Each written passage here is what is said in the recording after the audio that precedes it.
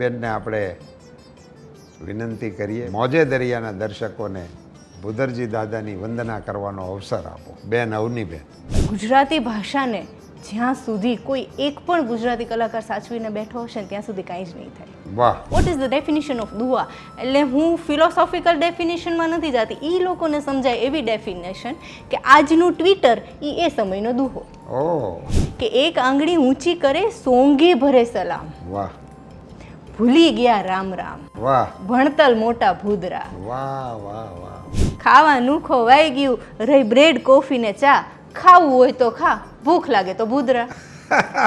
કેટલી સટીક વાત. કે અધીરો છે ઈશ્વર તને બધું આપવા માટે, વાહ, પણ તું ચમચી લઈને ઊભો છો દરિયો માંગવા માટે. ક્યા બાત હૈ, ક્યા બાત હૈ.